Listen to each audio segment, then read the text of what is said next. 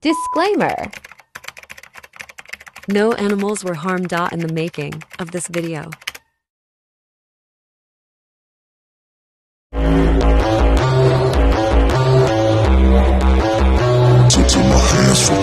Got a hunger inside of me, a flame ignites entirely. I work daily quietly to build a perfect dynasty. A place where my mind is free from the chains of society. I take all anxiety and turn it to the finer things. Oh, don't take it slow, I got these places to go.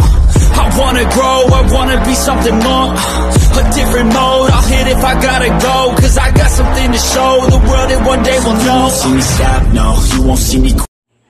Okay, magandang hapon mga par, no? So, for today's video ay magpapatuka tayo ng mga manok.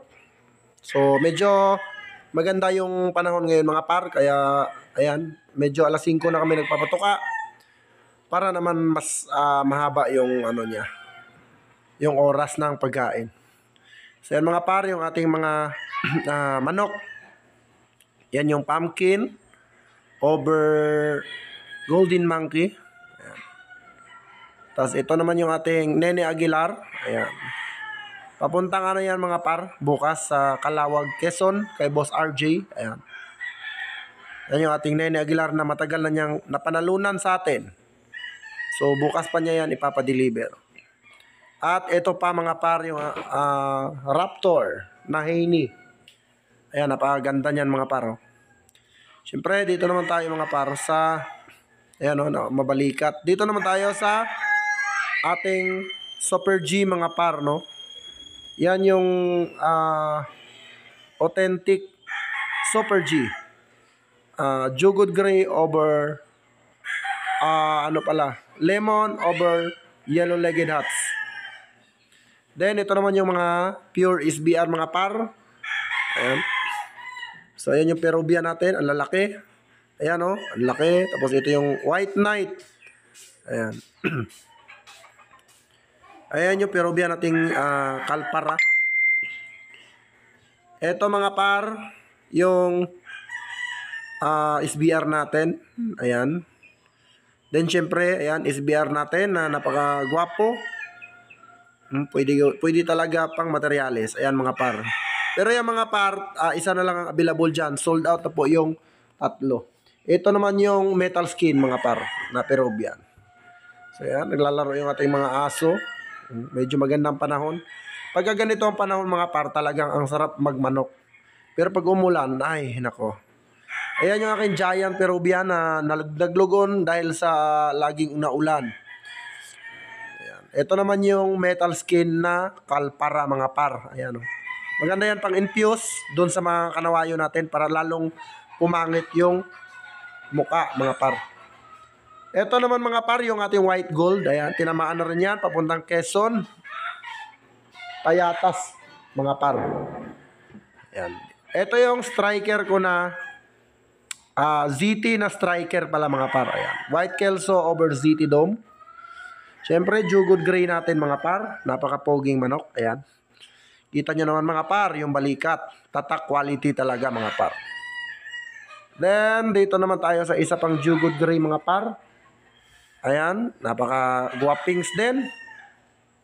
At isasalang na ulit natin yan siguro bukas or another day. Ito naman yung ating Haney mga par na sold out na rin. Kinuha na po yan ni Boss Idol Sandugo Backyard.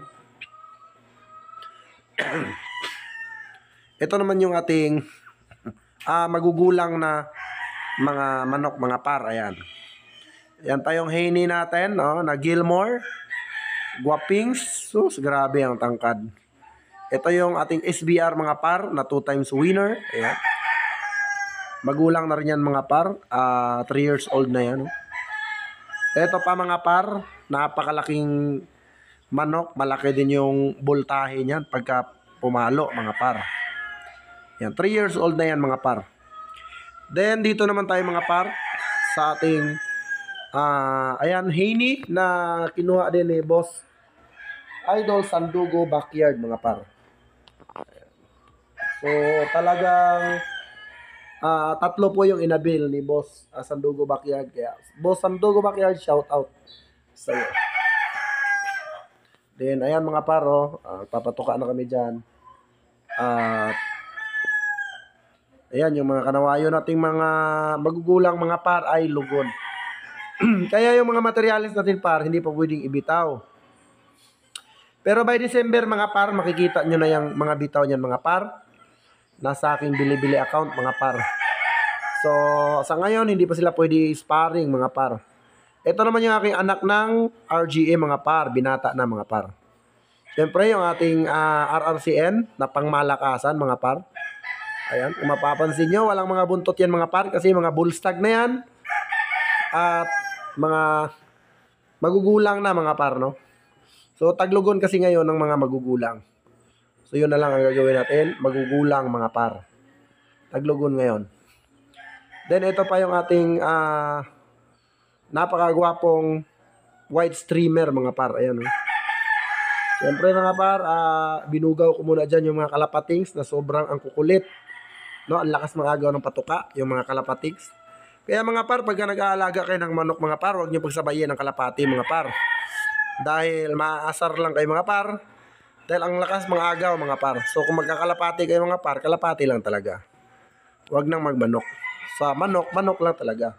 Kasi ano sila mga par, hindi sila the same or hindi sila competitive. Kasi aagawan sila mga par, mamamayat yung mga manok mo. Ito yung isa sa pinaka the best na materialis ko mga par. Anak lang po yan mga par, pero ginawa ko materialis mga par. Ayan pa mga par, mga unlifted po yan mga par. Out of 100 po yan mga par, no? Siyempre, ito yung ating RGA mga par, lugo na rin. Ayan, tingnan nyo mga par, oh. Lugon na lugon yung ating RGA mga par. Pero, still, ano pa rin tayo mga par, no? Pinapalahian pa rin natin siya. Total, buntot na lang naman ang kulang. So, ayan mga par, oh. Oh, balik na naman tayo doon kasi may mga nangaagaw ng patuka mga par. So, kailangan mga par, suggestion ko sa inyo, kung may mga manok kayo, dapat yung kung panabong lang talaga mga par. Kasi ayan yung makikita nyo mga kalapatings mga par. Masakit na po ang ulo ko dyan mga par. Dahil sobrang antitigas ng ulo mga par. So, ayan, pasok naman tayo dito sa range natin mga par. Ayan, yung range natin. Kung mapapansin nyo mga par, ayan, may mga inahin dyan. Yan po yung mga naglugon mga par, no? Ayan, naglulugon yung mga, ayan, huhulihin ko lang yan mga par pagka nagpapababa na mga par. Pero SBR lang naman ang pinakawalan ko dyan mga par. So, ayan yung naka-battery cage. At wala dyan yung mga naitlog mga par. Nandun sa loob ng bahay mga par. Ayan. So, yun lang mga par, ang video natin for today.